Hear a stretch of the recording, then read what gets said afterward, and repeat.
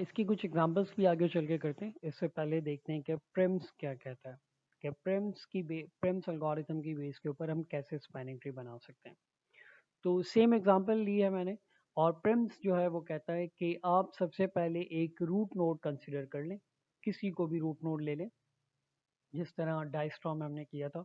किसी को भी एक रूट नोड कंसिडर करें और उसके बाद सॉल्व करना शुरू करें कि जो सबसे लीस्ट कॉस्ट हो, वहाँ से सॉल्व करना शुरू करें। क्रुस्कल में कोई रूट नोड हमने नहीं ली थी। क्रुस्कल में हमने सबसे पहले देखा कि मिनिमम एज किसका है और वहाँ से हमने स्टार्ट कर दिया। जबकि यहाँ हमने क्या करना है, यहाँ हमने एक रूट नोड लेनी है, कोई भी रूट नोड हो सकती है, ये आपकी अपनी चॉइस है। लेकिन उस रूट नोड से हमने देखना है कि लीस्ट कॉस्ट एज क्या हो सकता है। फर्ज करें अगर मैं सी को रूट नोड लेता हूँ तो सी की जो एजेस हैं वो ए से ए तक है, दूसरी डी तक है, तीसरी एफ तक है। तो इसमें जो मिनिमम एज है वो 5 वाली है, तो मैं 5 सी और 5 को पहले स्टार्ट करूँगा। फिर जब मैं एफ पे पहुँचूँगा तो मेरे पास अभी जो एजेस बाकी हैं वो है 7, 6, फिर एफ की भी 2 ऐड हो गई हैं, 9, 7, 6, 9 एंड 2। फिर मैं 2 पे आ जाऊँगा क्योंकि 2 सबसे मिनिमम है। तो इस तरह आगे चलता चला जाऊँगा। लेकिन इस वक्त जो मैंने कंसिडर किया है वो ई को की लिया है कि ई मेरे पास रूट नोड है। तो ई से जो पॉसिबल जो एजेस जा रहे हैं वो है जिनकी कॉस्ट है 8, 3 और 2। तो ऑब्वियसली सबसे लीस्ट कॉस्ट वाला एज लेना है मुझे, तो मैंने ले लिया है। एफ पे मैं आ गया हूँ। अब जब मैं एफ पे आ गया हूँ तो मुझे ई को भूलना नहीं है, यानी ई की जो एजेस थी उन्हें भी माइंड में रखना है कि उनकी वेट क्या थी और अब वेट क्या है। तो अब मैं जब ई और एफ, दो वर्टेक्स हमारे पास मौजूद हैं, दो वर्टाइसेस मौजूद हैं, इन दोनों की कंबाइन एजेस देखनी है जो रह गई हैं, उनमें मिनिमम जो एज है हमने उसकी तरफ बढ़ना है।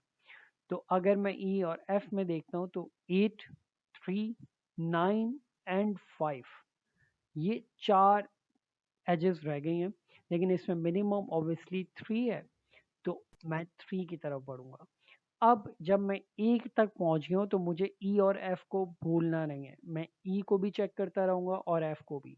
तो अब टोटल वर्टेक्स जो मैं कंपेयर कर रहा हूँ वो कौन सी है, 8, 3 हो गई है, 9, 5, 1 एंड 7। 8, 9, 5, 7 एंड 1। तो ऑब्वियसली इसमें जो सबसे कम वेट वाली है वो है 1। तो अब मैं उस 1 की तरफ बढ़ गया हूँ। अब भी मुझे क्या करना है, सबकी एजेस एक साथ कंपेयर करनी है। तो अब जो मैं कंपैरिजन कर रहा हूँ वो मैं कर रहा हूँ 8, 9, 5, 7 एंड 4। ऑब्वियसली इसमें जो सबसे मिनिमम कॉस्ट है वो 4 की है। और इसके बाद जब मैं कंपैरिजन स्टार्ट करूंगा तो स्टार्ट होगा 8, 9, सॉरी मैं 6 को तो भूल ही गया, 8, 9, 5, 6 एंड 7। तो इसमें जो मिनिमम कॉस्ट वाला है वो है 5। तो बेसिकली ट्री वही बना है जो हमने अगर मैं आपको दिखाऊं तो जो हमने क्रुस्कल एल्गोरिथम से बनाया था, ट्री बिल्कुल सेम है। ट्री बिल्कुल सेम क्यों बना है, क्योंकि तमाम नोड्स की जो वेट है वो बिल्कुल यूनिक है। और जब वेटेज बिल्कुल यूनिक होगा तो मैंने आपको बताया कि जब वेटेज हर एक की अलग अलग होगी, हर एक की जुदा जुदा होगी, तो आपके पास जो स्पैनिंग ट्री आएगा वो मिनिमम स्पैनिंग ट्री जो आएगा वो एक ही आएगा जो कि यूनिक होगा। लेकिन मिनिमम स्पैनिंग ट्रीज बहुत से हो सकते हैं लेकिन मिनिमम स्पैनिंग ट्री एक यूनिक ही होगा। तो क्योंकि एग्जांपल मैंने बिल्कुल एक ही ली थी, सेम एग्जांपल से सॉल्व किया, लेकिन आपने देखा है, नोट किया होगा कि सॉल्व करने का मेथड सिर्फ अलग था। क्रुस्कल में हमने क्या किया था कि जो लीस्ट नोड्स हैं वहां से स्टार्ट किया और उसी तरह को बढ़ते चले गए।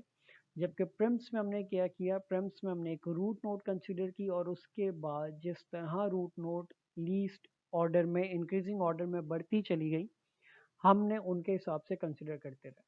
और सेम ट्री बनने का मकसद जो है, सेम ट्री बना क्यों, वो इसीलिए बना क्योंकि तमाम नोड्स के जो एजेस हैं, जो वेट हैं, वो बिल्कुल सेम है, और सॉरी सेम या यूनिक है। तो उसकी बेस के ऊपर एक ही यूनिक इस मिनिमम स्पैनिंग ट्री होना चाहिए। तो स्पैनिंग ट्री बहुत से हो सकते हैं, लेकिन ऑब्वियसली इसका जो मिनिमम स्पैनिंग ट्री है वो डिफरेंट है, लेकिन बनने के तरीके अलग अलग थे। तो तरीका आपको याद रहना चाहिए, मेथड आपको पता होना चाहिए कि प्रिम्स से अगर मैं कोई ट्री सॉल्व करूंगा तो कैसे सॉल्व होगा, और क्रुस्कल से अगर मैं ट्री सॉल्व करूंगा तो कैसे सॉल्व करूंगा।